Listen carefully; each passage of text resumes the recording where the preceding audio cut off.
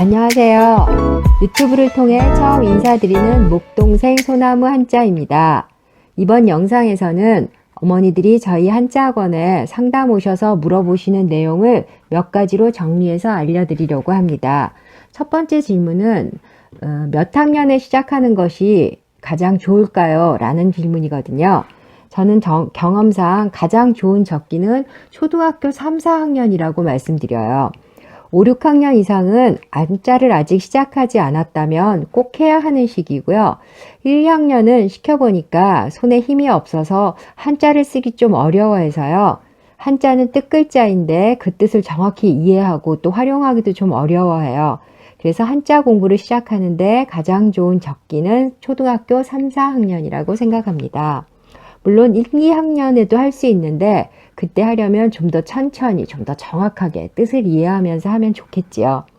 두 번째 질문은 어디까지 하면 좋을까요? 또 거기까지 하는 데는 얼마나 걸릴까요? 제일 많이 물어보시는데요. 한국 어문회를 기준으로 말씀드리면 8급 또 7급, 6급은 기초과정 300글자이고요. 5급은 초등학교 교과서에 나오는 한자를 수록했고요. 4급은 중학교 교과서에 나오는 필요한 한자들이고요. 3급은 고등학교 교과서에 나오는 모든 과목에 들어있는 단어에서 뽑은 한자들입니다. 3급까지가 1800자고요. 저희는 학생들을 가리킬 때 3급까지 익히는 것을 목표로 공부를 시키고 있고요. 학생들의 개개인의 수준에 따라 다르지만 보통은 2년 이상이 걸려요. 물론 1800글자만 배우는 것이라면 훨씬 짧게 걸리겠죠. 하지만 한자를 정확히 배운다는 것은 그냥 단순히 한자만 익히는 것이 아니라 아주 정말 높은 국어 실력을 함께 키우는 일이거든요. 그 글자가 들어간 단어, 또 정확한 반대말, 비슷한 말, 또 500개가 넘는 고사성어, 동음이어까지 정확하게 읽고 쓸 줄 알아야 시험을 볼 수가 있어요. 제가 예를 들어보면 동음이어 중에서 뭐 부상당했다 할 때 부상과 중요한 이슈로 부상되었다 할 때 부상, 뭐 등짐장수 부상, 학용품으로 부상, 상장에 부상을 받았다 할 때 부상, 이런 거 다 구별해서 쓸 줄 알아야 될 정도가 돼야 되거든요. 그래서 학년이 어릴수록 무조건 암기가 아닌 정확한 설명으로 이해하며 배워야 국어 실력이 커지고 또 그렇게 하기 위해서는 시간이 많이 걸려요.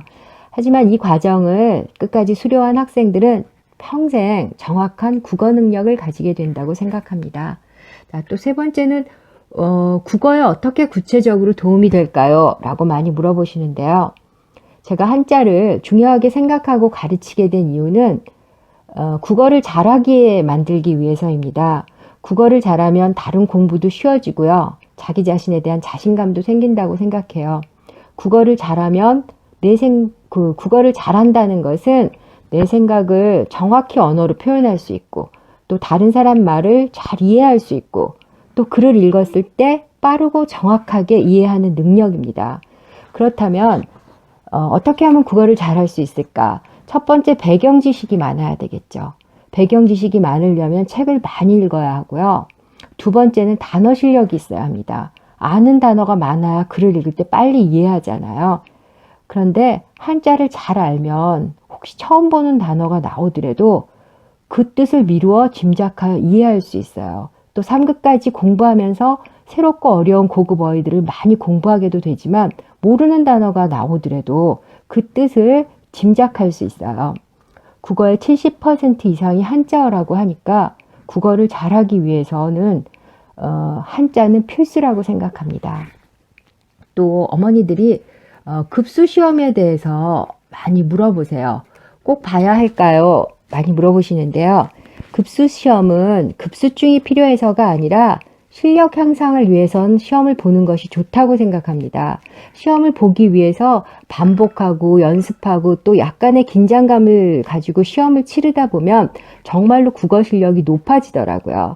높은 단계까지 가려면 시험을 통해 다져가면서 한 단계 한 단계 다져가면서 가는 것이 오히려 효율적이에요. 또 어머니들이 국어와 한자, 중국어와 한자는 어떻게 다를까 많이 물어보시는데요. 중국이 간체자를 쓰기 때문에 이런 질문을 하시거든요.